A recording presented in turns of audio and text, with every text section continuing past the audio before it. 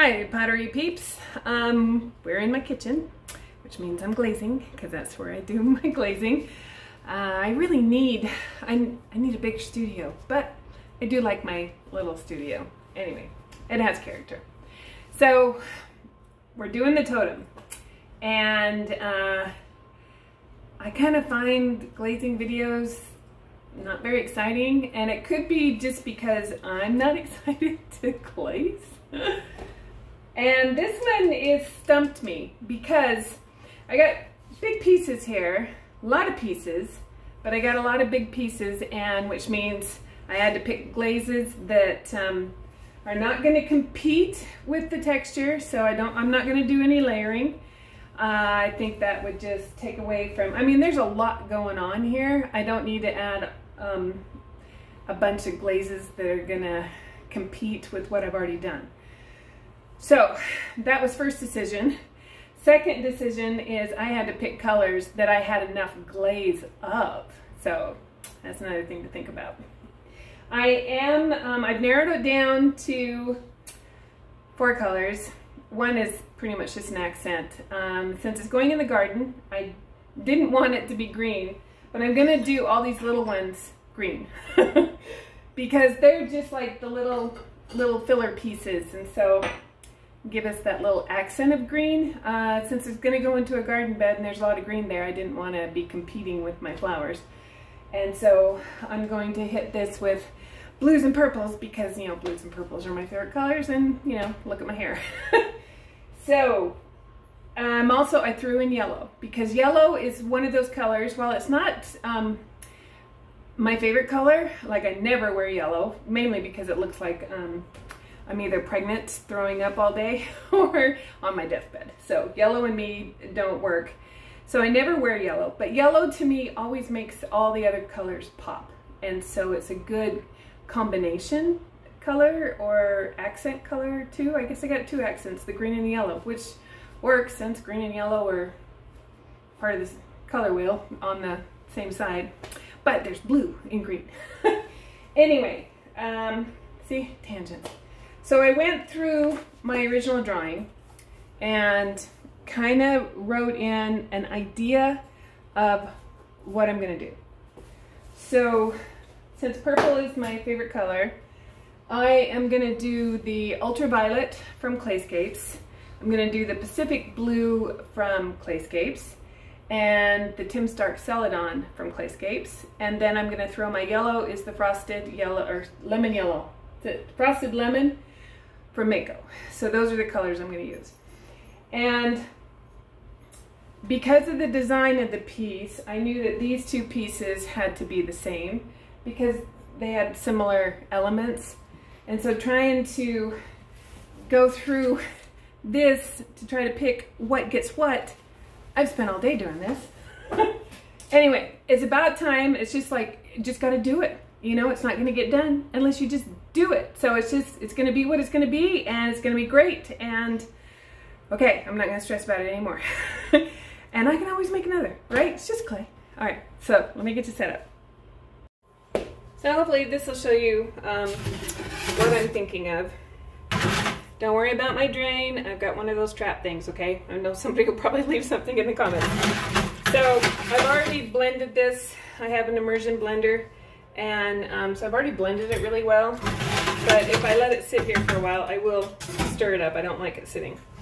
And then I found these really heavy-duty bamboo chopsticks in my husband's barbecue set stuff, because I needed something to go over this bowl because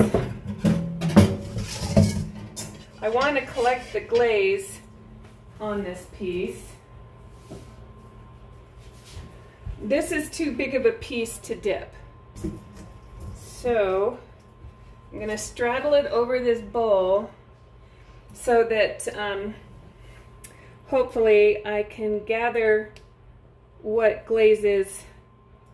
Sorry about the bumpy ride, I just want to make sure you're seeing what I'm doing. Hopefully I can gather the glaze that's going to fall off of this, because I have to pour this.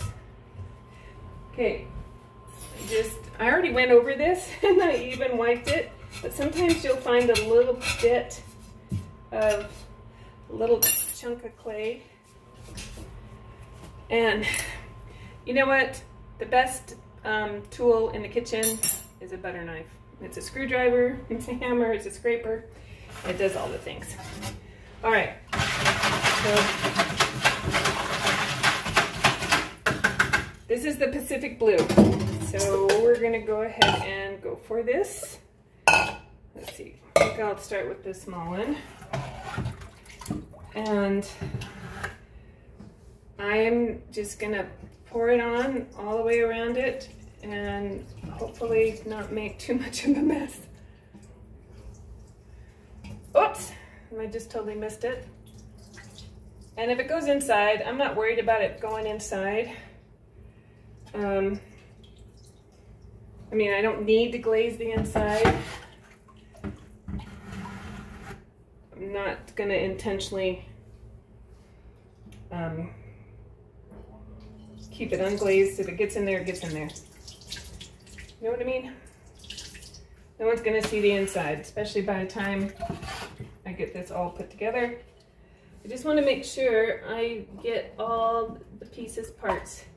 And if I get, this blue is more of an opaque blue, but it does kind of break on texture, so that's why I went with it. But I also know that if I get too much, it's going to run on me. So I am trying to be kind of strategic with how I'm doing this. All right, so I'm just going to move it this direction, see where I'm at.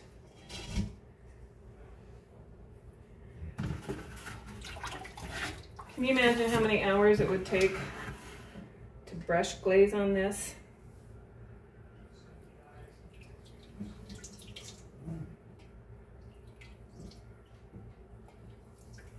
All right. So any of the spots, little tiny, tiny spots I missed, I'm just going to dab them with my finger. Actually, that one's a little hard to get into, so we'll just give it a little drink. All right, did I miss anything on that side? Yep. Of course I did. Actually, I'm going to grab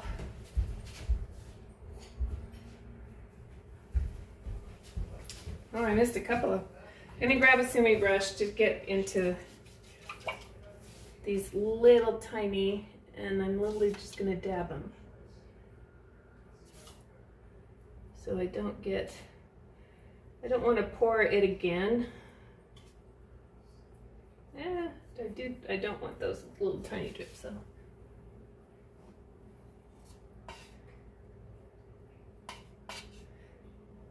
Dipping glazes, pouring glazes, dry so dang fast on your pieces. Okay, so what I'm gonna keep my glaze out. I'm just gonna give it a courtesy once over. Oh, there's another part that I missed right there. And just make sure I get all the little parts. All right, so I'm gonna set this over, clean this mess up, but see, look at all that glaze that I was able to save. I mean, actually, let's pour it in so you can actually see. One thing I'm gonna do is I'm gonna stir it up because you can see, this is why you mix your glazes. Look at that, it's already settled. So I'm going to stir it up, pour it in there. I'm actually, okay, Studio has a new rubber scraper. I don't want to lose any of this, you know?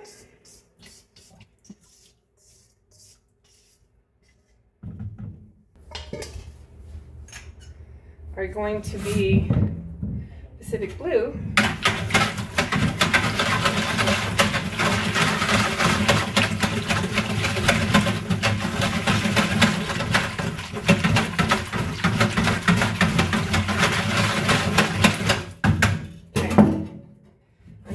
ahead and dip these guys right now. And when you're doing Clayscapes glazes, it's in and out. You don't hold it. Now I will have to wipe. In fact, I'll show you exactly how I wipe. I actually come back here with that handy dandy butter knife and I will scrape the glaze right back into my bucket.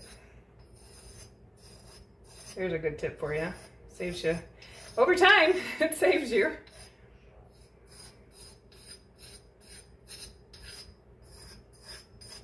Okay, then I'm going to let it dry and I'll clean that up later. All right, so this one's going to get the same treatment, but this one's going to get a different treatment. I put these two together when I made them and they dried together, and then I went ahead and fired them together, and now I can't get them apart. So, which is fine because that's, these glazes are, I mean, they'll eventually be, they're going to be put together. So this might be a little tricky in the sense that I don't want, I might have to clean up the bottom of this, or the purple and the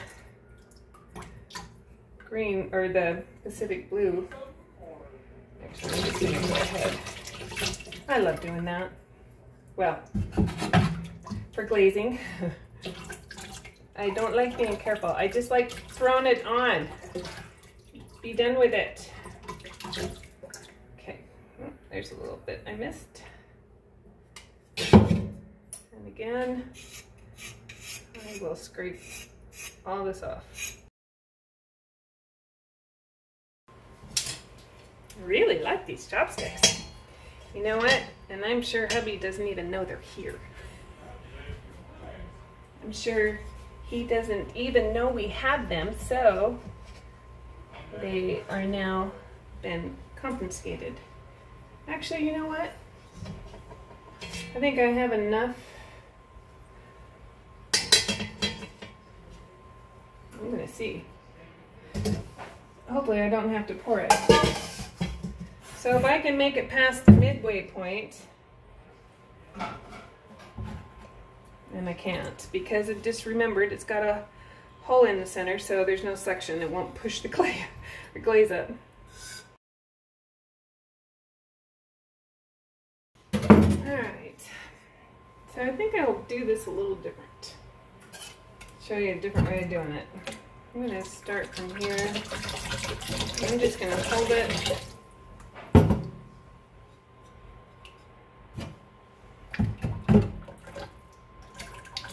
This one's not near as big as that other one.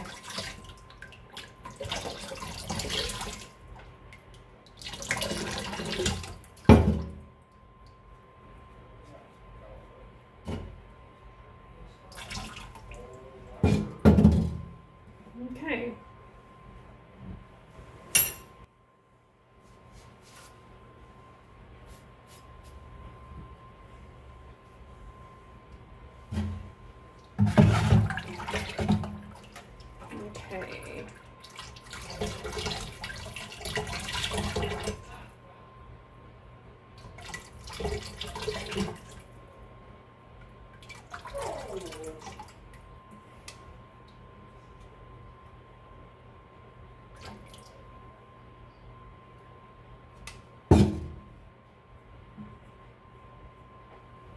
Okay, that one's done.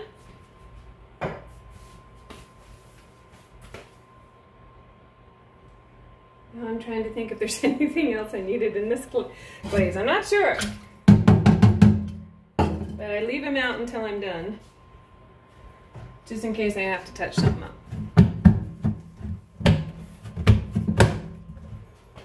We're on to the Mayco's Frosted Lemon for these guys.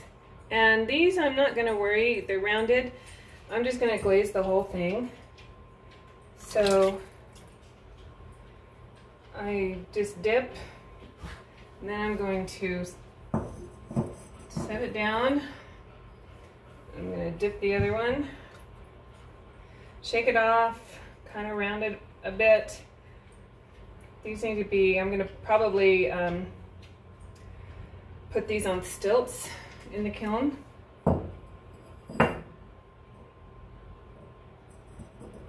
Sometimes they'll dry fast enough that you can just go ahead and do the other side. The only problem is now I gotta set it down somewhere. I will let these dry overnight. Today is Wednesday, August 2nd. We're actually been waiting all day for MRI results for my husband. He had one yesterday to see if the infection's in the bone. And nobody has got back to him other than a text that they would get back to him today.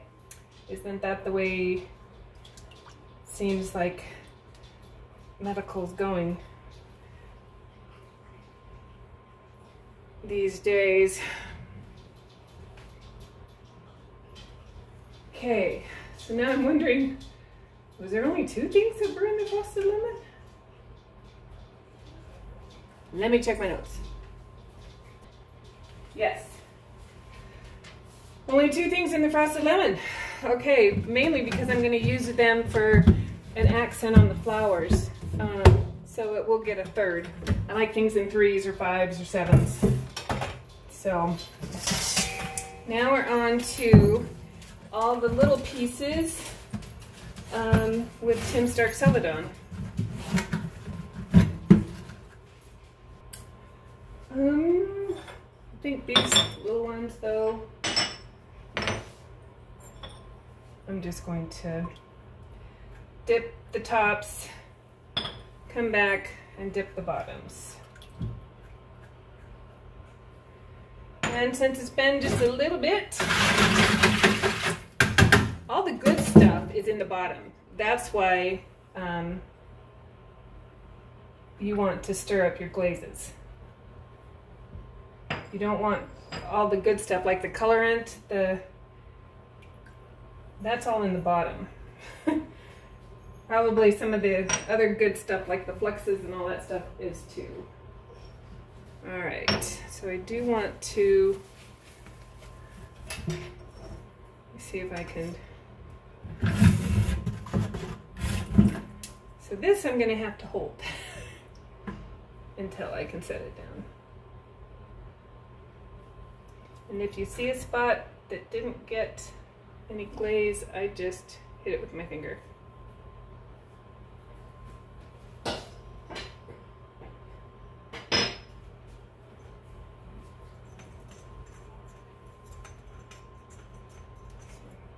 Find a spot to hold it.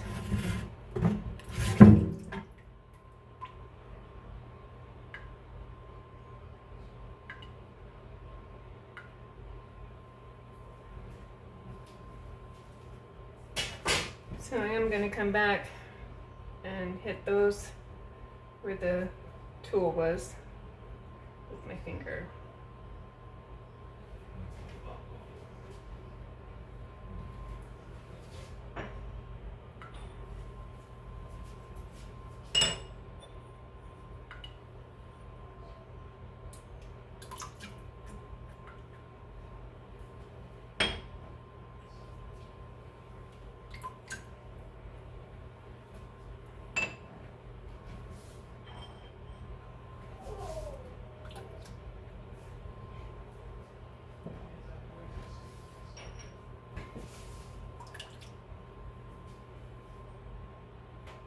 All right, now I'm just going to go back and get these bottoms.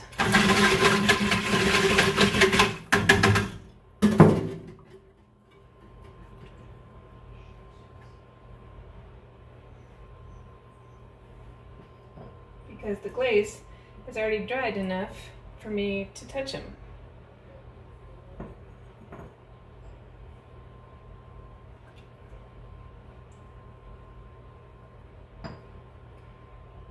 And then these ones where I'll just touch them up if I messed up the rim with my fingers.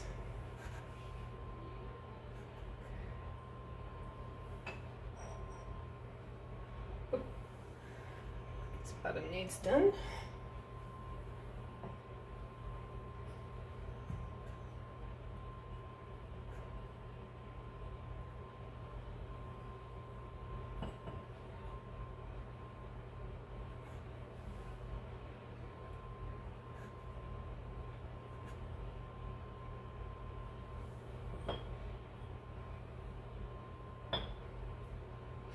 Did I get them all? Okay, so now the piece that I've got to do is the big centerpiece. Ugh, because I haven't quite figured that one out yet.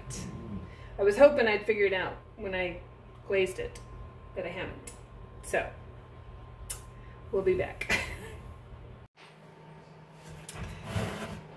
Okay, so I took some time to tape everything off because I'm going to do the ultraviolet. I'm going to brush it on and try not to make too much of a mess.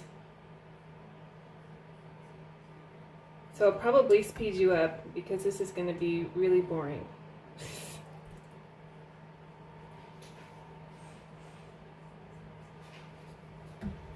One nice thing about brushing on these dippable glazes is you don't have to do 3 coats. You just do the 1 coat. Granted, they don't brush on real smooth, so you kind of have to work fast. I'm also using a sumi brush because it'll hold a lot of glaze.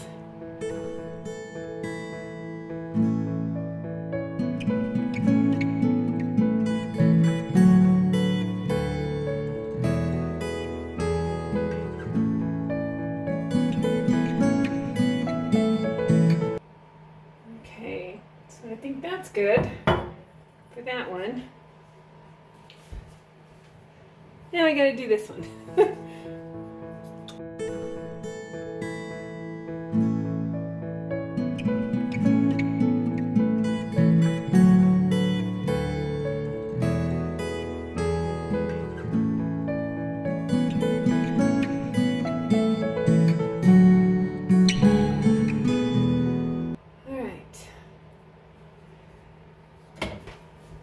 So I need to clean up where I got glaze here on these things, and I'm just going to scrape that glaze off with the needle tool where I don't want it. Right back into the bucket.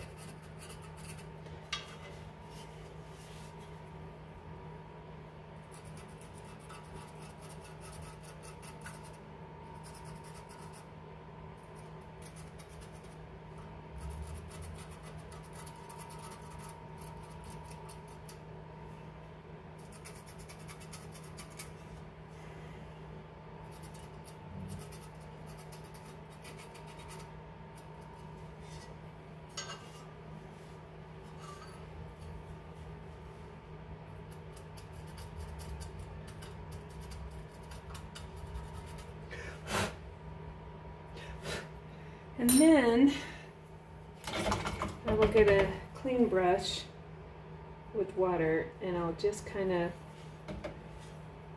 brush off any other glaze that I didn't get off. And that's how you clean it up.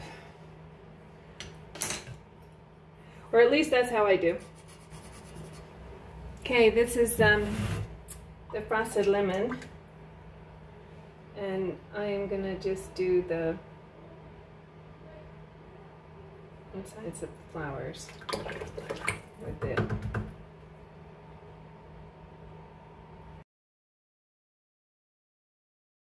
So I'm going to do the bottom part. I'm doing all of these that have this on them, this medallion. I am doing all of them in the Pacific Blue. So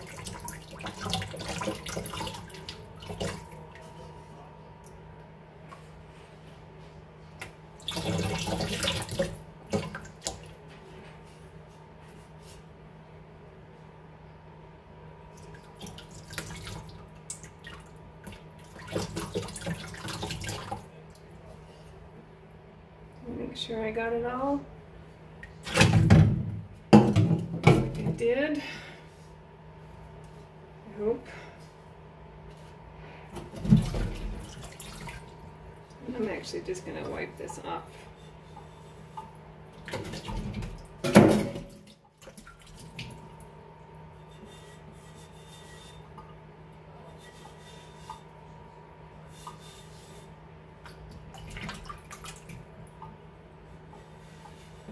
One thing, I don't wax very often, since I am a messy glazer. Anytime I wax, I get it where I don't want it, and then it's incredibly hard. You basically almost have to fire it again. Sometimes you can sand it off, but I don't like doing that either. And I get a straighter line with a sponge than I do like with a paintbrush waxing something. So I would rather come back and then just clean it with the sponge rather than taking the time to wax.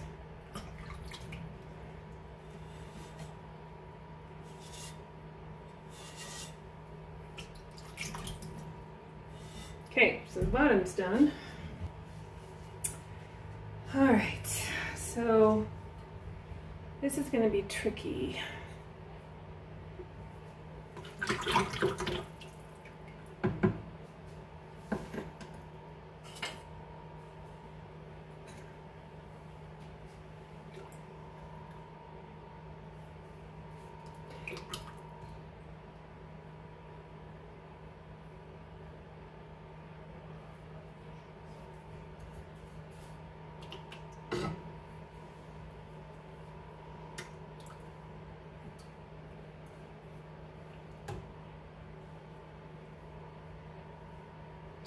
I'm trying not to get any glaze on those flowers.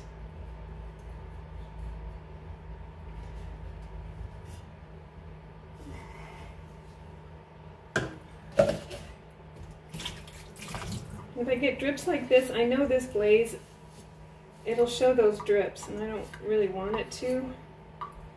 So I'm trying to keep it somewhat even.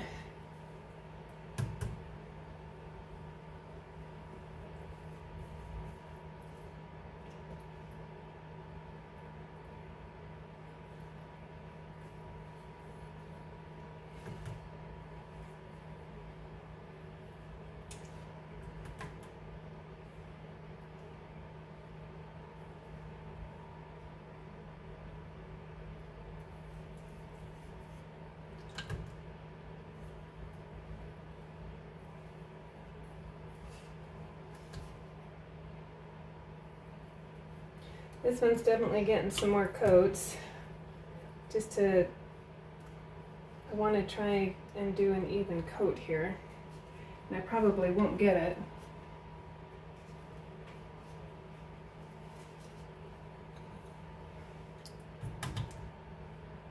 But I have another trick after it dries. I will rub this glaze.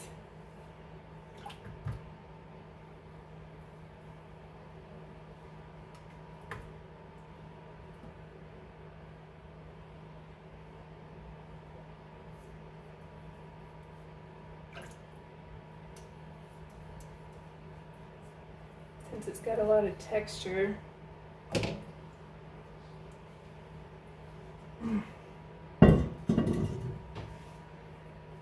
It's heavy when you hold it that long. I forgot when I put this away that I still need to do the dots here.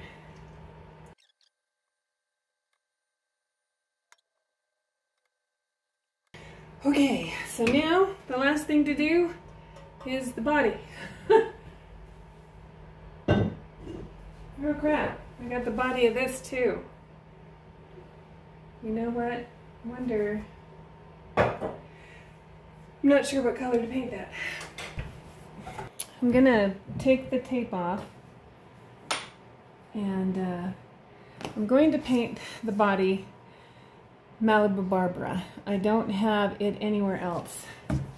But this is kind of like the centerpiece and so I figured it's okay. It's just none of the other colors were doing it for me. And so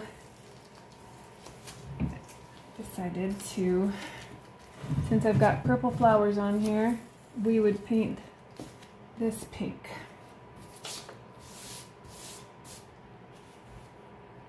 And I brought a sponge and water over here because I knew that I probably had messed up somewhere. Or I will, since I'm gonna have to paint this one.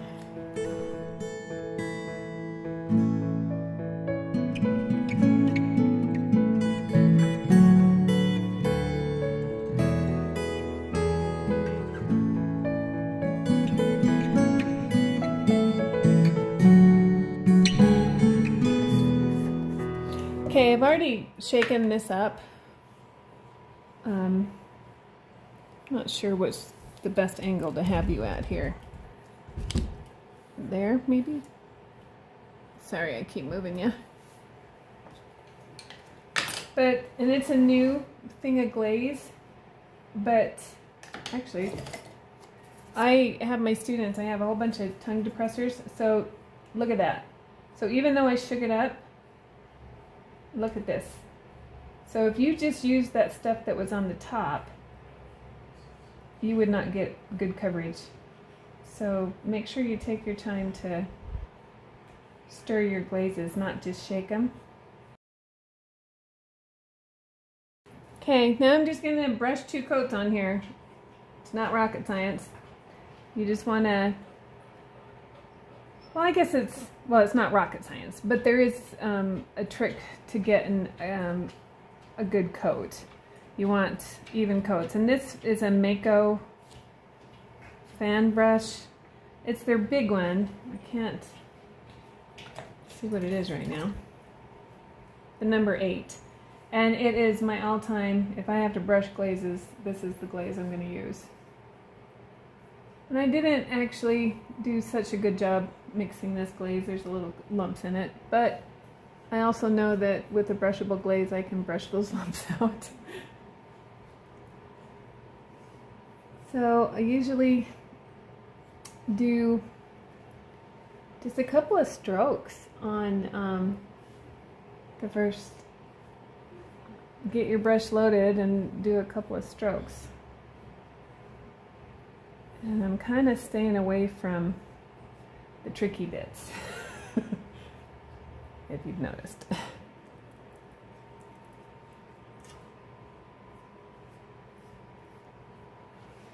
And my first coat's always rough.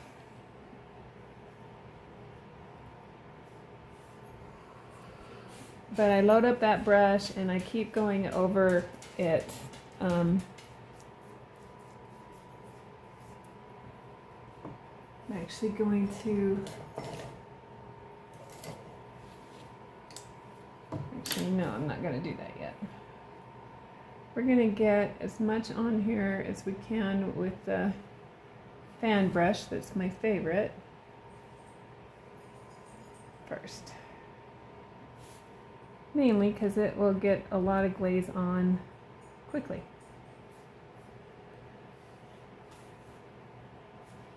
You can't see what I'm doing, but I can also take that fan brush and get up and under those.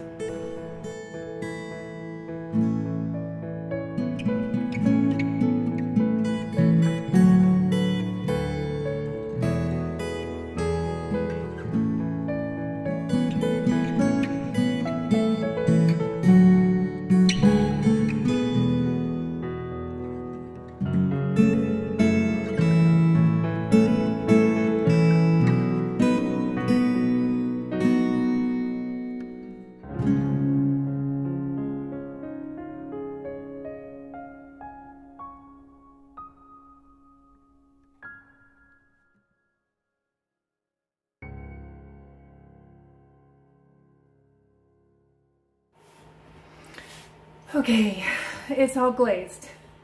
So there's the totem. It's not going to be enough to fill my kiln, and so hopefully I'll have this video out Saturday. Today's Wednesday. I still have other big things to glaze, but I also have class tomorrow, so we'll see what we get done. But at least it's done. I started at 6 p.m. It is after 10, and it's amazing how long glazing actually takes. It almost takes as long to glaze as it does to make. Well, not quite, but almost, depending on what you're doing. Anyway, I'm hoping if I don't have the video, or if I don't get the glaze full, I will put up this video. And then I'll do another kiln opening earlier in the week. But I'm hoping to have the glaze or the kiln fired and then show the results at the end. But we'll see. Life, you know, it has a way of, you know, I'm not making any plans, still not making any plans. Anyway, so if there's more to see after the video, yay! If there's not, I hope you guys can find something useful out of this video, and thanks for watching, and we will see you in the next one. Go get muddy.